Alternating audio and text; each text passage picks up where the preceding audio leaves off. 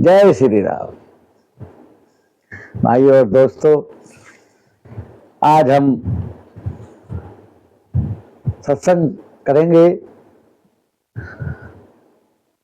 रामायण में बताया गया है कि 6 प्रकार के विकार मनुष्य को घेरे रहते हैं, जिसमें नंबर 1 पर काम है। काम वासना से ग्रसित मनुष्य, सारे संसार के प्राणी काम वासना से ग्रसित रहते हैं। नंबर 2 क्रोध। क्रोध तो ऐसा है कि क्षण क्षण क्रोध कभी भी मनुष्य पर हावी हो जाता है। नंबर 3 पे आता है लोभ। लोभ में आकर आदमी उल्टे सीधे गलत काम करता है। नंबर 4 है मद। जब उसके पास अधिक पैसा हो या उसके पास अधिक ताकत हो तो वो उसके मद में चूर हो जाता है। नंबर 5 पे आता है मोह। मोह के ऊपर का बड़ा अच्छा कहा गया है कि मोह शकल व्याधिन कर मूला, ताते उपजे पुनि भवसूला। हम इस मोह के कारण बार बार जन्म लेते हैं और बार बार मरते हैं, फिर भी हमारा मोह नहीं छूटता। जब जीव माता के गर्भ में होता है, एक सांख्य शास्त्र में कपिल मुनि भगवान ने अपनी माँ को कुछ ज्ञान दिया और उन्होंने बताया कि माँ जब जीव गर्भ में 9 महीने पूरे करता है और उसका बाहर आने का टाइम होता है, तब वो बड़ा झटपटाता है। उसको हजारों बिच्छुओं के डंक मारने जितना दर्द होता है। उसी दर्द में कभी कभी वो मूर्छित हो जाता है, कभी कभी वो उल्टा सीधा घूमता है।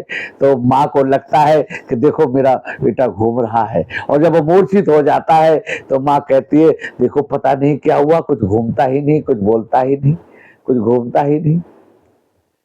तब उस समय पर भगवान गर्भ के अंदर उस जीव को दर्शन देते हैं और उसको पिछले जन्म के 1000 जन्मों के उसके कर्मों को उसे दिखाते हैं कि देख तूने पिछले 1000 जन्मों में क्या क्या कर्म किए हैं, जिसकी वजह से तू आज इस नरक भोग रहा है। तब जीव कहता है कि प्रभु बस एक बार मुझे निकाल दो, मैं आपको वचन देता हूं, मैं आपसे वादा करता हूं कि अब मैं ऐसा जप ध्यान करूंगा आपका कि मुझे आवागमन से छूट जाऊं और कोई मोह ना हो और मैं मुक्त हो जाऊं।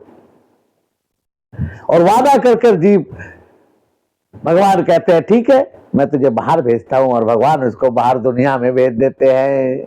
और दुनिया में आने के बाद वो फिर उस मोह से ग्रसित हो जाता है, फिर मैं मेरे के चक्कर में लग जाता है। ये मेरा बाप है, ये मेरी माँ है, ये मेरा पिता है, और सब उन्हीं बंधनों में फिर दोबारा से बन जाता है। और इसीलिए बार बार वो जीव जन्मता है, बार बार मरता है और गर्भ के रास्ते से बाहर आता रहता है। और 6 नंबर पे है मत्सर हिस्सा। हमें आज संसार में लोग इतना अपने दुख से दुखी नहीं है जितने दूसरे को सुख को देखकर दुखी हैं। ये ईर्ष्या बड़ा विकार है मनुष्य का। यदि ये विकार ना हो तो हमें दूसरे की सुख से क्या, वो कितना भी सुखी हो अच्छी बात है, लेकिन हम दूसरे के सुख को देखकर दुखी होते हैं।